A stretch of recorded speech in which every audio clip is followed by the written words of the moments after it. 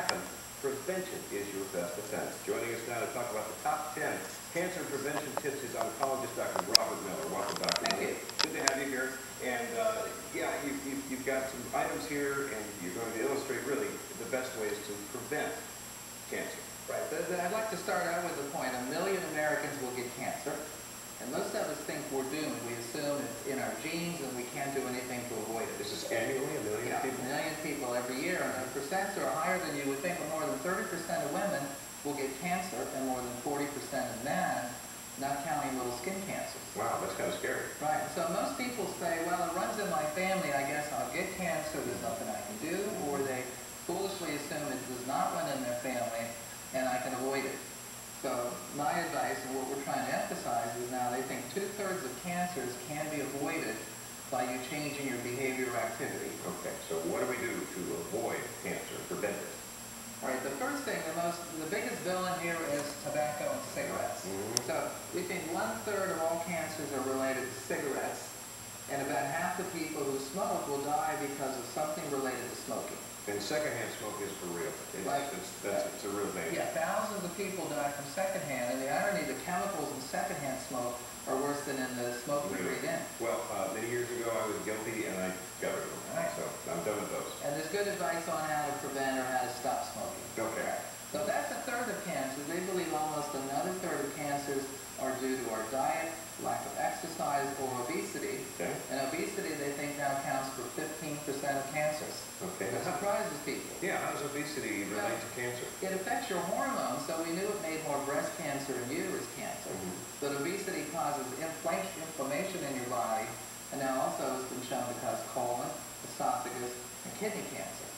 So we all need to try to watch our weight. Eat healthy, do some exercise. Yeah, and they have specific advice on exercise. They want us as an adult to do 30 minutes a day of moderate exercise, or an hour and 15 minutes a week of vigorous. Vigorous means you sweat. So if you play doubles tennis, that's called moderate.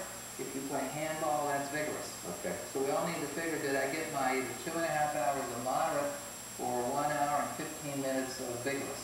Okay. So that's on the list. So build up a sweat at least a couple times a week. Yeah, it's vigorous if you have to get a shower. Okay, perfect. The third piece of advice then would have to do with diet, things to eat. So they want you to eat at least 5 servings a day of fresh fruit and vegetables. Okay. They want you to avoid eating high fiber foods, and they want you to avoid, obviously, the trans fats and the saturated fats. Right.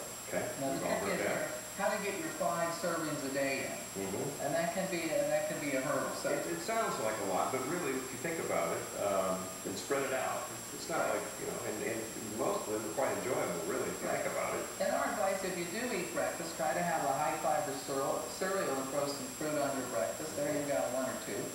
And a serving of a vegetable is a cup, but if it's chopped up, you get credit for a 1/2 cup. That's a serving. Okay. So if you throw in a few snacks and for breakfast and lunch, and at dinner or salad, you got your 5 servings in. Okay, Doc, we got about a minute left, so what else do we have? The next one is alcohol. Alcohol may actually lower your risk of heart attack, but it causes more cancer. Oh, well. So they want us to limit women to 1 drink a day, and men 2 drinks a day. Okay. Doesn't seem fair, but it makes sense to me. And a drink is a drink is a drink, right? Doesn't matter if it's beer, wine, shot of booze, whatever.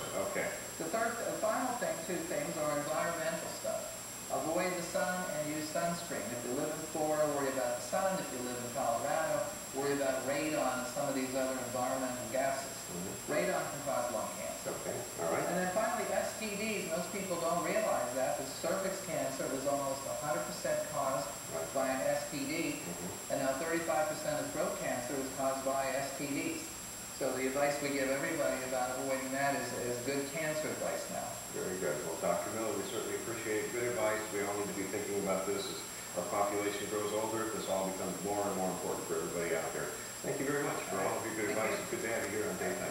Still ahead on the show, when it comes to hitting the pavement, looking for a job, well, there are some definite do's and definite don'ts. Some expert advice when Daytime continues.